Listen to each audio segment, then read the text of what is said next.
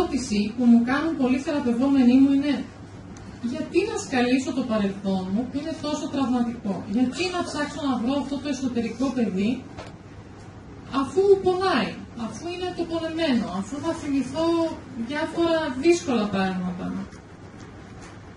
Ειδικά αν έχω μια καλή ζωή στο τώρα. Η απάντηση είναι, συνήθως όταν κάποιος έρχεται τουλάχιστον στο γραφείο ενός ψυχολόγου, ότι κάτι ψάχνει, ότι όσο καλή και να είναι η ζωή του, όσο ευτυχισμένος και να είναι, για να έχει έρθει κάτι ψάχνει. Και σίγουρα μπορεί ακόμα και να μην είναι συνειδητό, χρειάζεται να δει τι έχει γίνει στο παρελθόν, όχι για να μείνει εκεί, αλλά για να κατανοήσει και να πάει παρακάτω. Ο καθένας σας μάλλον, την ώρα που μιλάω, φαντάζομαι ότι λίγο πολύ έχει φανταστεί το εσωτερικό του παιδί σε κάποια ηλικία.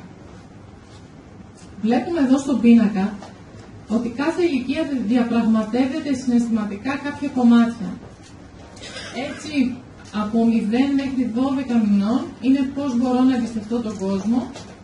Από 2 μέχρι 3 είναι πώς μπορώ να ελέγξω τη συμπεριφορά μου.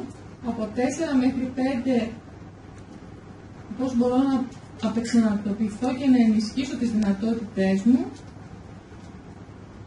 Και κάθε ηλικία τέλος πάντων έχει, το βλέπετε εδώ, και αναρωτιέμαι, σύμφωνα με αυτό που σας ήρθε στο μυαλό, σαν παιδικό κομμάτι, αν έχει σχέση με κάποια από αυτές τις προτάσεις. Δηλαδή, για παράδειγμα, αν είδα τον εαυτό μου 2 με 3, έχω κάποιο πρόβλημα στον έλεγχο της συμπεριφοράς μου.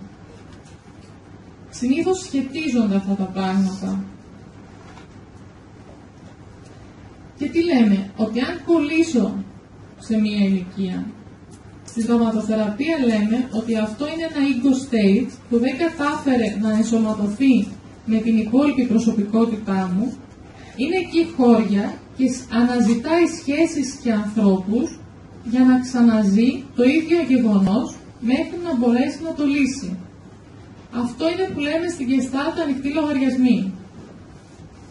Θα σας πω ένα παράδειγμα.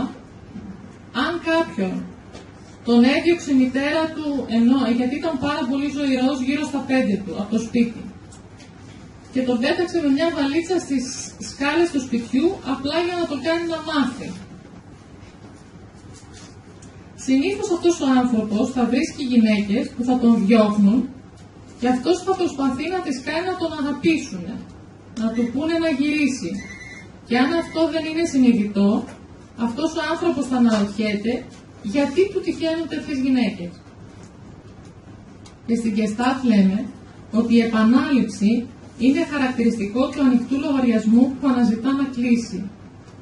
Και θα συνεχίσουμε το παράδειγμα. Τι χρειάζεται λοιπόν να κάνει αυτός ο άνθρωπος? Χρειάζεται να αναπτύξει το δικό του εσωτερικό γονιό που θα τον φροντίσει και θα τον αγαπήσει όπως χρειαζόταν το μικρό αγοράκι του τότε. Γιατί αυτή τη φροντίδα δεν θα την πάρει ποτέ και από κανέναν άλλον. Η διαδικασία αυτή του εσωτερικού παιδιού έχει ένα πολύ μεγάλο πένθος. Είναι το πένθος ότι δεν είχα και δεν θα έχω ποτέ το γονιό για το εσωτερικό μου παιδί έτσι όπως το ήθελα στο τότε. Και χρειάζεται αυτό το παιδί να θρηνήσει γι' αυτό. Μετά, το δεύτερο στάδιο είναι η διαδικασία της πρόσδεσης. Χρειάζεται αυτό το παιδί να κάνει έναν ασφαλή δεσμό που δεν είχε με τη μητέρα ή το σημαντικό άλλο, με τον ίδιο τον εαυτό. Και στο τέλος έρχεται η ανακούφιση και η αλλαγή γιατί ποτέ ξανά δεν χρειάζεται να ψάχνει αυτό το άτομο μια μαμά για να το αγαπήσει. Έτσι ολοκληρώνεται σαν άνθρωπος και μπορεί πια να συνδεθεί με το ενήλικο κομμάτι του χωρίς να ψάχνει κάτι από το παρελθόν του. Εγώ τελείωσα. Θέλω όμως να ρωτήσετε ό,τι θέλετε και να σας απαντήσω, αν ξέρω.